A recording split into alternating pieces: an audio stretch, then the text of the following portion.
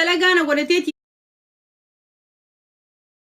gachabu ummanni khadaadha rikardii cabse hundi manana rabbanatee jechuudha warri silaa oromoo biratti dhagayitii qabu mana laayifii banatee warri kaaslii kunfaan nuti rikardii hin cabne galmeessine bagamoo hantejanii gaafa nan geema san tabadde baaliina kaayachaa turan mutiyoon tingi takaaroo jirtu akkalleen dantaasiitiif mo'amti jettee mana banattee narraa shubbisaa turanii jechuudha an wana siraa gursun tana guyyaa tokkicha saniin ummata oromoo dura gattaayanii addunyaa kanarratti amata sagalkanii meediyaa kanarra jiru hamileen tiyya osoo na cabtu osoo harargeen sinfeetu jee hattaa mubaarik musammaa gaafa wallolle harargeen sinfeetu ummanni harargee sinbeekuu harargeen ufunyaan si qabatte namni biraayuu si beeka jee mubaarik musammaatilleen sababaan ani geema taphadhee moohameef na arrabse sababni isaa amma gaa mubaarik wal taanee jirra isinii galee sababni isaa mubaarik taphateeti rikardii ajaa'ibaa galmeesse maakii orooni taphate aslii maammanni taphate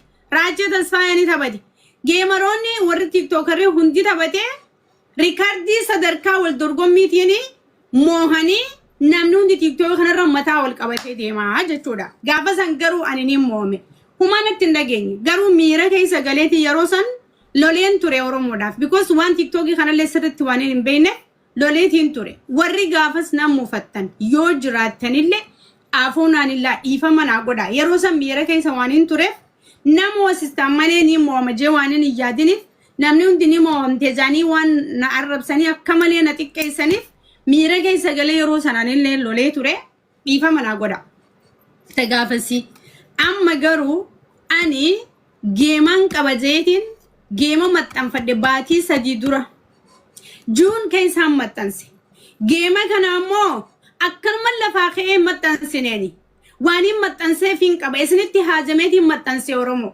waan akkanaatiifin geema kana taphachuu barbaadaa na bira dhaabbadhaa isinin jechuun na dabbareetiin natti ulfaateetiin akkuma nama geema taphatutti namni hundi oromoo namni ta'e sappoorti waree na bira dhaabbatu jee geema kana baatii 3 dura yeroo dheeraa isinii kanneen namni sappoorti na godhuu fadhu akka itti qophaa'ee guyyaa 25 san Oktoobarii 25 na bira dhaabbatu jee fageessee geema kana maxxansee jechuudha garuu ani silaan nama geemara ta'uu fadhe tiktaakii amma kun miliyoona galuu deemu kana silaa galgaluu laayifii irra buleetiin taaptaabii godhaa ispichaalengii naa guutaa jee geema kana taphachaa olaa sirra taa'e isinii galee hawwii geema taphachuutillee hin qabu hawwii geemara ta'uutillee hin qabu an akkanaa fi akkasi jechuunlee natti hin tolu dhugaadha ani biyyaalaan hin jira nasraan diyaasporaadha maaliif geema kana qabatti jechuu dandeessan yeroo takka bar harkummaan kan kee kun xurii sirraan baasu harkummaan kan kee kun qaama kan kee kana guutuu si wal dhaqqabee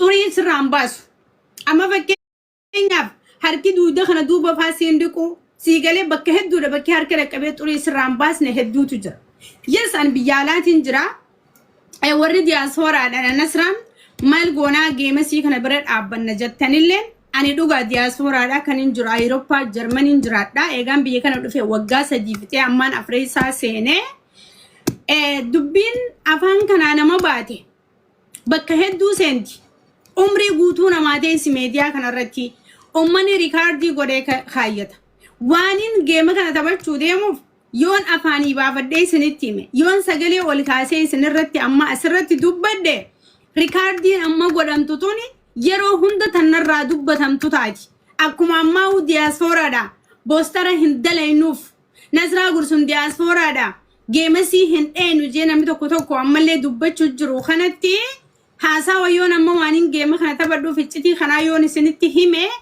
wanti kun booda ana hamilee na cabsaa gammachuu hin qabu jeetiin garatti qabadhee waanin geema kana taphachuu fi deemuu fi geema kana maxxanse haa ta'u geemni kun dhufee jira guyyaa 7 qofaatu naafe guyyaa 7 qofaan naafe sabti akka boruuti geemni kiyya kun namni na jaalattan kan oromummaatti amantan kan na sappoorti na godhuu feetan onnee teessan fadhii teessan irraa jaalalaan kabajaadhaan Oktoobarii 25 akka Itoophiyaa sa'a 4tti guyyaa sabtii akka boru galgala kootaati sappoorti na godha sappoorti na godhaan isiniin jaamale geema jeetu ibsachuun na dabbaraa jira because ni beeytanii oromoo ani geemaraa miti akkuma isin beeytan amma tiktaakii guddaan qaba tiktaakiin kiyya tokko 1800 galuuf deema TikTokin tokko 300 galu jira. Guyyaa tokko live banadhee geemaaf asii fi asii taapnaa godhaa isin jee hin beeku.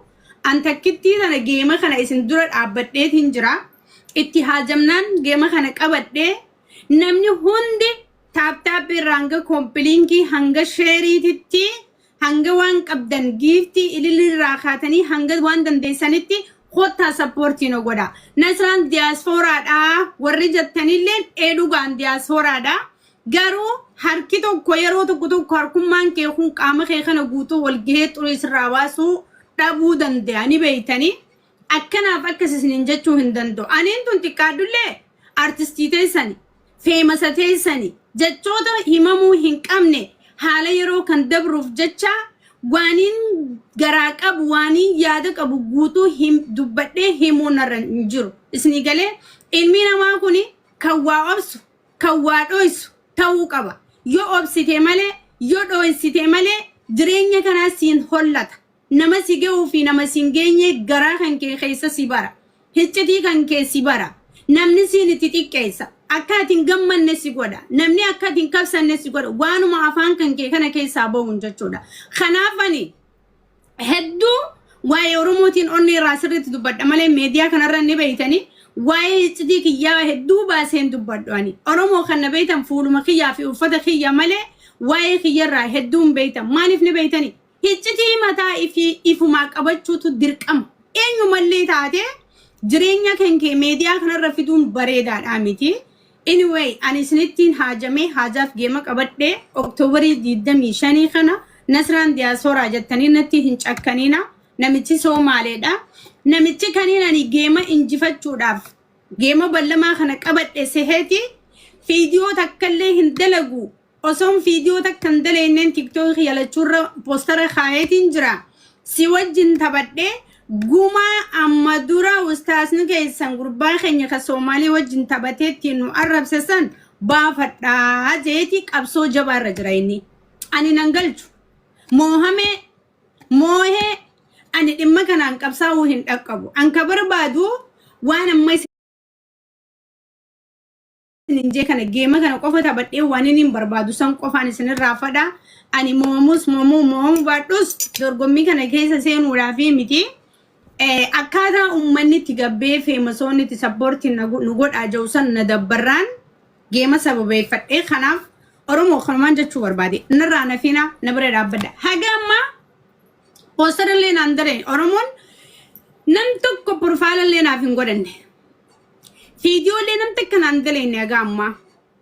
Duraanis warri viidiyoo dalagu nama sappoortii nama godhu garsiisuudhaaf yoo ta'e malee warri viidiyoo dalagu waa namaa kanneetii miti. Warri viidiyoo dalagu taaptaabumaa fi koppiliinkii sheer kana gootanii nu gargaartan ni beeyna.